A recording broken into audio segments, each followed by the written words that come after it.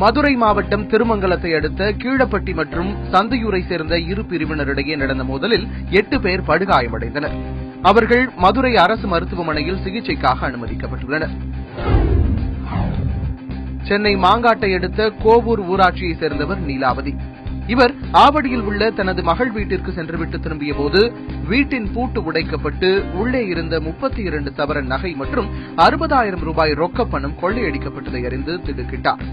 அவர் அளித்த புகாரின் பேரில் வழக்கு பதிவு செய்த போலீசார் கொள்ளையர்களை தேடி வருகின்றனர். மதுரை மாவட்டம் மேலூர் அருகே உள்ள அக்ரஹாரத்தில் வசித்து வரும் கிருஷ்ணவேணி தலைமை ஆசிரியராக பணியாற்றி வருகிறார்.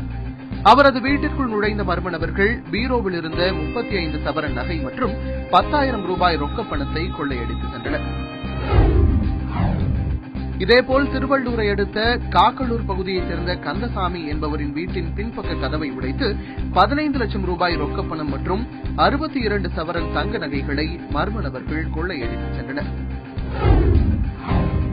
திருவண்ணாமலை மாவட்டம் செங்கத்தை அடுத்த அம்மாபாளையம் பகுதியைச் சேர்ந்த கோமதி என்ற பெண்ணின் வீட்டிற்குள் நுழைந்த மர்ம நபர்கள் கத்தியை காட்டி மிரட்டியுள்ளனர்.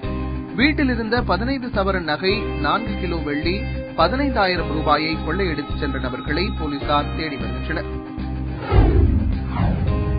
கும்பகோணம் ரயில் நிலையத்திற்கு சிறப்பு ஆய்வு ரயில் மூலம் தெற்கு ரயில்வே பொது மேலாளர் வசிஷ்ட ஜோரி, திருச்சி கோட்ட மேலாளர் அகர்வால் ஆகியோர் வந்திருந்தனர்.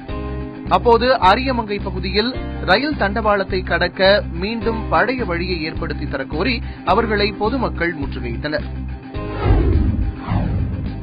ஈரோடு மாவட்டம் அந்தியூர் அருகே உள்ள ஜிஎஸ் காலனி வனப்பகுதியைச் சேர்ந்த விவசாயி சின்னுச்சாமி தனது தோட்டத்தில் மாடு வைத்துக் கொண்டிருந்தார். அப்போது வனத்திலிருந்து வெளியேறிய யானை அவரை தாக்கியதில் கால் எலும்பு முறிவு ஏற்பட்டது. அந்தியூர் அரசு மருத்துவமனையில் அவருக்கு சிகிச்சை அளிக்கப்பட்டு வருகிறது. வேலூர் மாவட்டம் சோளிங்கர் பகுதியைச் சேர்ந்த பாலாஜியின் மகன் ராகுல். அந்த பகுதியில் உள்ள பள்ளியில் 3ஆம் வகுப்பு படித்து வந்த ராகுல் அதே பகுதியில் உள்ள ஏரியில் கால் தவறி விழுந்ததாக கூறப்படுகிறது. 17 மணி நேர போராட்டத்திற்கு பிறகு மாணவன் ராகுலை தீயணைப்புத் துறையினர் சடலமாக மீட்டனர்.